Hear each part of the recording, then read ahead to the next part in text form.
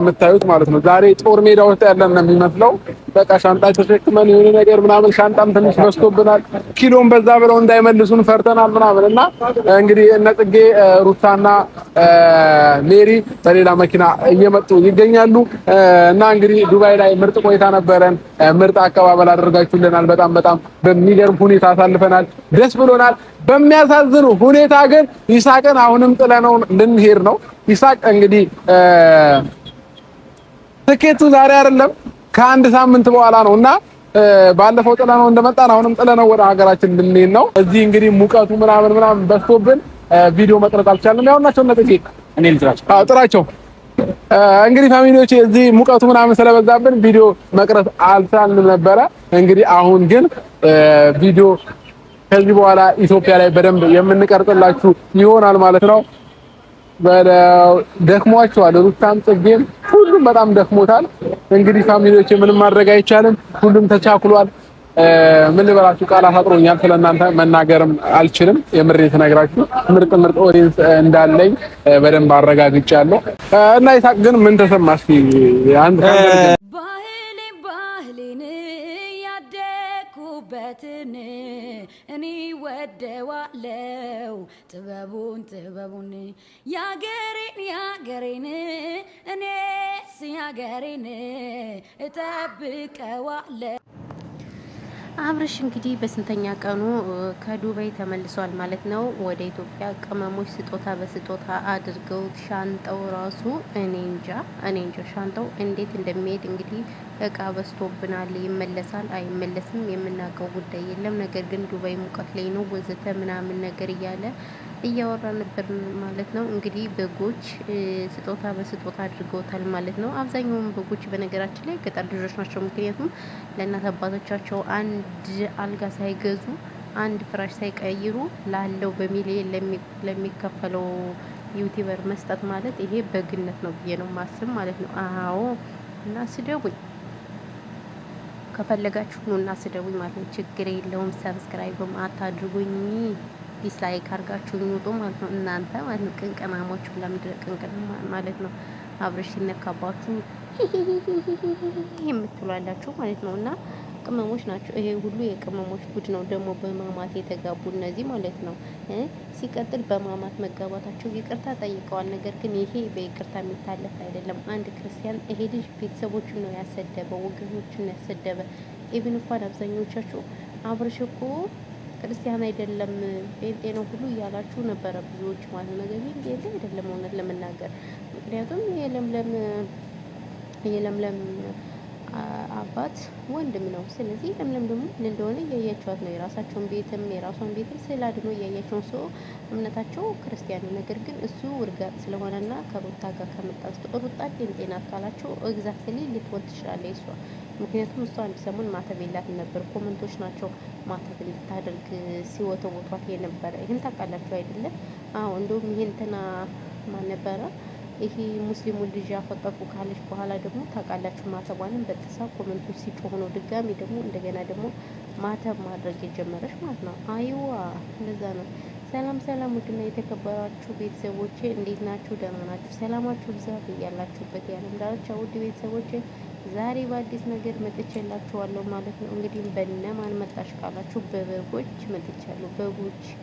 በበጎች መጥቻለሁ ማለት ነው። አዎ እነ በጎች እነማን ናቸው ካላችሁ እንግዲህ በጎች ነው የሚባሉት። ከአሁን በኋላ እነዚህ በማማት የተጋቡ አንድ ክርስቲያን በማማት በቃ እኔ ብቻ ምን እንደምል አላውቅም። እውነት ለመናገር በማማት የሚጋባ ክርስቲያን የለም እውነት ለመናገር። ስለዚህ እነዚህ ልጆች በማማት ይሄ እውነተኛ ሰርግ አይደለም፣ ማስታወቂያ ሊሰሩ ነው የመጡ።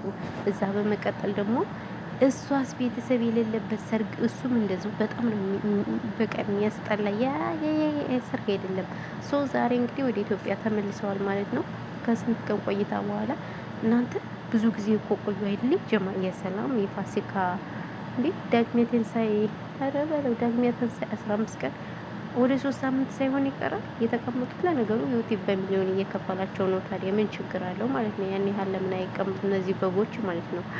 እና እንግዲህ ወደ ኢትዮጵያ እየተመለሱ ነው። የሀገር ሻንጣ እኔ ራሱ አረብ ሀገር 10 አመት ተቀምጬ ያን ያህል ሻንጣ የለኝም። እውነት ለመናገር አቤት ቅመሞች እኮ እንደው ለራሳቸው አይኖሩም እንጂ ለሰው እኮ ለመኖር አንደኛ ናቸው ቅመሞች ማለት ነው። እና እንግዲህ ማላቸዋለሁ አቶ አብርሻችንና ወይዘሮ ሩታ ወደ ከዱባይ ወደ ኢትዮ ተመልሰዋል ማለት ነው። ስለዚህ እንግዲህ ያው የመዳም ቅመሞች የመዳም በጎች ስጦታ በስጦታ ውሃ ብትን አድርገው በቃ ሻንጣውን ራሱ ሞልተውታል። እውነት እንግዲህ እቃ በዝቶብናል፣ እንዴት ልናድርገው ነው እያለ ነበር ማለት ነው። እንግዲህ እቃው ይጣላ ይጣለኛ የምናውቀው ጉዳይ የለንም ማለት ነው።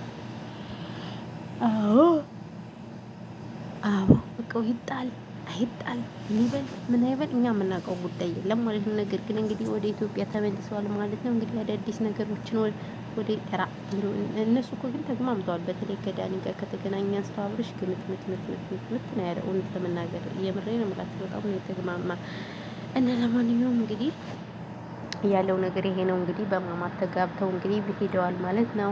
አሁን አብርሽ ከኢትዮጵያ ሲሄድ ቤተሰቦቹ ጋር ይሄዳል ወይስ አይሄድም? ይህንን ራሱ የምናየው ይሆናል ማለት ነው። እውነት ለመናገር ወይስ አዲስ አበባ ይቀመጣል? አዲስ አበባ ከተቀመጠ ሼም ነው። ምክንያቱም ባህልን አልሄደም ቤተሰብ ጋር። አሁን ደግሞ ድጋሜ ደግሞ ከእነሱ ጋር ከተቀመጠ አይነፋም። እውነቴን ነው የምላችሁ አይነፋም። ቤተሰብ ግዴታ መጠየቅ አለበት። ቤተሰብ ክብር ነው። እውነቴን ነው የምላችሁ አሁን አብርሽ እየሰራ ያለው ነገር ጥሩ አይደለም። ኢቭን እንኳን ለምለም ራሱ ስትጠየቅ እኔ እንደዚህ አይነት ነገር እኔ አልገባም የሚል መልስ ሰጥታለች ማለት ነው። እና ብዙዎች እንግዲህ ሲነጋገሩበት ነበረ ማለት ነው። እኔ የስራ ሰው ነኝ፣ ከእንደዚህ አይነት ነገር አታነካኩኝ። ሲቀጥል ዱባይም እኔ መሄድ አልችልም፣ ምክንያቱም ያለው ሰው ነው ዱባይ የሚሄደው ስትል እንግዲህ ወይዘሮ የተንቢ ተናግራለች ማለት ነው። በዚሁ አጋጣሚ ዩቲዩበሮችም ተዋት። አዎ እሷ የስራ ሰው ናት። እኔ እንደዚህ ውሸት አልፈልግም፣ በውሸት እያመጣሁ ብር አልፈልግም፣ ሰርቼ ላቤን ጠብ አድርጌ ነው ብላለች። እና እናመላችኋለሁ እንግዲህ ይሄ ነው ያለው ነገር ብላለች ወይዘሮ የተንቢ። አይዋ የተንቢ ጀግናዋ ሴት ማለት ነው። የአረብ ሀገሯ ንቁ ሴት። እንግዲህ እኛም ኢትዮጵያ ሄደን አምላኪ ወይ እንደ የተንቢ በቃ ለራሳችን ስራ ከፍተን ምናምን በቃ ድጋሜ ስደት ምናምን ድጋሜ ሰው ቤት ድጋሜ ሰው ፊት እንዳናይ ፈጣሪ ይርዳን። አሜን በሉ እናንተ አሜን በሉ። ትንሽ ምርቃት እኮ ይደርሳል። ምን አስባችሁ ምርቃት የማይደርስ መስሏችሁ ነው አይደለ? አይዋ እናማ እላችኋለሁ ይሄ ነው። ለማንኛውም እንግዲህ አብረሻችን እንግዲህ የዱባይ ያለውን ከወደ ዱባይ ያለውን ቆይታ እንግዲህ ይበቃኛል ብሎ ወደ ኢትዮጵያ እንግዲህ ከነዳኒ ጋር የፈረደበት ፕራንክ አለ። እሱ ፕራንክ ስለናፈቃቸው ማለት ነው። አዛ ደግሞ ኢትዮጵያ ሄዶ አሁን ይግማሙ። በቃ እኛ የፈረደብን የመዳም ቅመም ከመዳም ጩኸት ጋር እነሱን እናያለን። ለራሳችን የመዳም ጩኸት አጫዋች ሆናል ማለት ነው። እናማ እንደዛ ነው እላችኋለሁ ማሮቼ ፍቅሮቼ።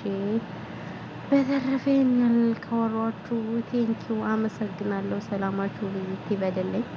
ኢትዮጵያ ሀገራችን ሰላም ያድርግልን። ጦርነት ወይ እኔ ጦርነት ማርያምን የሚያበቃበት ቀን በጣም ያስቆኛል። በጣም ከመግባችሁ በላይ ወይኔ ፈጣሪ በቃ ይበለን። እግዚአብሔር አምላክ ይህን ጦርነት እንደ ንፋስ ብናድርጉ ይስደድልን። ይህን ሰይጣን ሰውዬም እንደው እግዚአብሔር አምላክ በቃ ይበለን። የምር ይሄ አይምሮ ህመምተኛ ሰውዬ ስንቱ ወገን አለቀ፣ ስንቱ ህዝብ አለቀ በሱ የተነሳ። የምሬ ነው የምላችሁና በጣም ከባድ ነው። እግዚአብሔር በቃ ይበለን። ለማንኛውም ሰላማችሁ ብዙ ትረፍረፍ ይበልልኝ። ማሮቼ፣ ውዶቼ፣ ፍቅሮቼ ሁሉ ነገር ውስጥ ተቀላችሁ